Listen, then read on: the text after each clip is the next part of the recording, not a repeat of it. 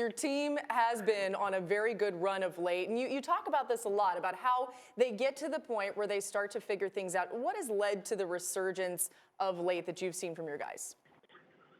Well, the first thing that happens in all this stuff that we do is they really have to buy into each other. And it's hard when you're dealing with new teams every year like I am. Or here's what happens. The first thing is they're trying to establish who they are. Then they start feeling the pressure of their individual performance, which means you cannot be part of us. And there's clutter coming at them. You know, people around, the internet, the social media stuff, and they got to deal with all that, and they're 18 and 19-year-olds. To get them to defend together, to talk to one another, it just takes time, and it's a process. Last year, we didn't get it until almost March. We've had other years where we got it early because we had some young guys return, and we had a different kind of team. But it just takes time. And then the last piece of it, offensively, is being willing passers. But when you're pressing about your own performance, you're not recognizing everybody else, so you don't appear. It's not that you're jealous of anybody or selfish with anybody. It's just not a willing passer.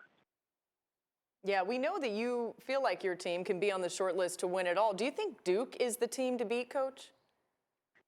Well, they're really, really good. They beat us by 100 early in the year, and they did whatever they wanted. It wasn't even – I don't know what the score was, but it wasn't that close.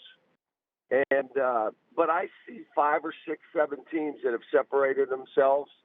And but you never know in this thing.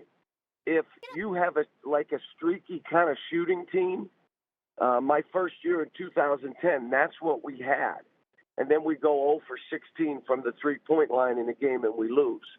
I mean, you never know in these situations because, you know, it's one and done. It's not like, okay, we got another game left. This is it. John Calipari is with us here on Get Up. Coach, one of your best ever players at Kentucky in the NBA now, Anthony Davis, is in the center of all of these headlines as he has asked for a trade. Have you spoken to him since all of this or about his decision to leave New Orleans? No, he and I have not spoken. I kind of leave him alone in situations like this. But, you know, he wants to win, and I don't know all the particulars, and I don't know, all I know is he loves New Orleans. I mean, he loves the city, loves his team, and all that. But all these guys get to the point where winning becomes more important than anything else. And so, you know, whether it's him and guys want to move to a team where they have more of a chance to win, you know, you're evaluated. Like I'm trying to tell this team I'm coaching, if we win, you all eat. You all build your own self.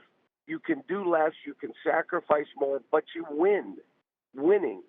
And I think in the NBA, every player knows at the end of their career, they're going to be evaluated, did you win a chip? And so Anthony's no different than any of the other guys in that league. And you know what's going to happen, Coach, is if Anthony Davis winds up in L.A. with LeBron James and there's all these questions about their coaching situation with Luke Walton, your name is going to come into the conversation. What are you planning to say when it does? That I'm at Kentucky having a ball, preparing young people for the rest of their life.